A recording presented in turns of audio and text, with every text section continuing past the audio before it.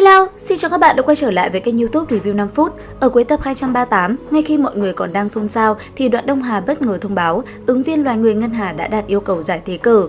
Ngay lập tức, thông báo này đã gây ra một trận xôn xao toàn trường. Nhất thời, một kẻ không chịu được ghen ghét mà gầm lên nói: chẳng lẽ sẽ trực tiếp trao quyền thừa sao? Nó phải thuộc về thần nhãn tộc ta mới đúng. Để bảo vệ vị ứng cử viên có thiên phú chắc tuyệt này, Đoạn Đông Hà đích thân giáng lâm xuống cung điện. Tiếp theo, quang ảnh bí văn màu vàng bao phủ chặt lấy La Phong, ban xuống một thiết luật cấm lệnh quát: bất cứ kẻ nào dám ra tay tấn công La Phong đều bị loại bỏ, diệt sát tại chỗ. Nói xong, quang ảnh màu vàng tự mang theo uy áp khủng bố tản ra. Nhất thời, tất cả vũ trụ chi chủ có mặt tại đây cùng với vũ trụ tối cường giả cẩn thận cảm ứng được, nó đều sinh lòng sợ hãi, không ai có khả năng phá vỡ lớp bảo vệ trí cao này. Giờ khắc này, cuộc vây sát toàn vực kéo dài 500 năm cuối cùng cũng kết thúc, La Phong hoàn toàn đứng ở vị trí bất bại. Nằm trong tay sự che chở tuyệt đối, La Phong đối mặt với sự ghen ghét của các thế lực lớn, sự oán độc mà không cam lòng, tuyệt nhiên không hề lùi bước hay sợ hãi. Hắn trước mặt mọi người thản nhiên khiêu khích một nhóm vũ trụ chi chủ từng vây công mình, trực tiếp tuyên bố truyền thừa nhất định phải có được. Mặc cho các phe phái nảy sinh oán niệm, âm thầm mưu tính, bản thân chỉ cần dốc lòng lĩnh ngộ, vững bước tiến lên. Hắn, người đã hoàn toàn trở mặt với các thế lực trong toàn bộ vũ trụ hải, không còn bận tâm đến những tranh chấp thế tục nữa, toàn tâm toàn ý xung kích ván cờ cao hơn, thề phải giành được cơ duyên tối thượng siêu thoát luân hồi cho nhân loại tộc quần. Tin vui La Phong lên đỉnh nhanh chóng chuyển đến tầng lớp cao cấp của nhân loại tộc quần. Sáng lập giả cự phủ, hỗn độn thành chủ, dẫn đầu hắc ám chi chủ, băng phong chi chủ cùng vô số cường giả nhân loại tề tựu tại vũ trụ ảo lần lượt tiến đến chúc mừng. Mọi người vô cùng phấn chấn, biết rõ phần truyền thừa này là cơ duyên nghịch thiên ngàn năm có một.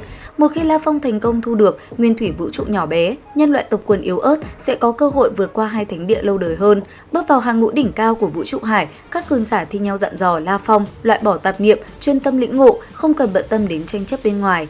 Nhân loại tộc quần mãi mãi là hậu thuẫn vững chắc nhất của hắn. Trong lúc mọi người đang hân hoan phấn chấn, không ai nhận ra Nguyên Tổ vẫn lặng lẽ đứng một bên âm thầm quan sát tất cả. Nhìn nhân loại tộc quần dốc sức kháng tranh, vươn lên đầy gian nan, bản thân lại vì công cùm bị trấn áp vĩnh viễn, ông bất lực không thể ra tay giúp đỡ, trong lòng Nguyên Tổ đầy thở dài và không cam lòng. Ông nắm giữ thực lực ngút trời, từ lâu đã có đủ năng lực vượt qua luân hồi, nhưng lại bị nhốt trong vũ trụ ảo, chỉ có thể trơ mắt nhìn thế hệ hậu bối của tộc quần chiến đấu sinh tử. Dù là vậy, ông vẫn chưa từng bị từ bỏ hy vọng, lặng lẽ nghiên cứu Tê Hoàng Cục, âm thầm quan sát La Phong trưởng thành, kỳ vọng nhân loại tộc quần có thể mượn cơ duyên này nghịch thiên lật kèo, phá vỡ gông cùng vận mệnh của luân hồi vũ trụ. Sau khi giữ vững ưu thế vòng đầu, La Phong không hề dậm chân tại chỗ mà quả quyết điều chỉnh nhịp độ tu luyện. Mày mò ra một bộ phương pháp tu luyện đỉnh cấp tinh tiến hai chiều, hắn loại bỏ mô hình suy diễn ván cờ đơn lẻ trước đây, phân bổ 8 phần thời gian để nghiên cứu tàn cục Tê Hoàng Cục, 2 phần thời gian đào sâu vào trí cao bí pháp của không gian bí ẩn Thâm Uyên thứ 9, để cho việc suy diễn ván cờ và cảm ngộ bí pháp bổ trợ, minh chứng cho nhau, hỗ trợ lẫn nhau. Tuy nhiên, sự dẫn đầu đầy mạnh mẽ của La Phong đã triệt để thổi bùng ngọn lửa cạnh tranh của các thế lực lớn trong vũ trụ hải. Bởi vậy, để thúc đẩy hơn nữa, Đoạn Đông Hà lại một lần nữa xuất hiện, thanh âm vang lên nói: nếu không muốn bỏ mạng thì tiếp tục cố gắng đi. Nghe thế, một vài người bên ngoài lẩm bẩm truyền âm cho người phe mình nói: cơ duyên siêu thoát luân hồi, thăng cấp thánh địa đã ở ngay trước mắt, chúng ta dựa cả vào ngươi. Thanh âm này vừa dứt, tất cả các thế lực đều hoàn toàn rơi vào guồng xoáy. Họ không còn cố chấp vào việc chèn ép La Phong nữa.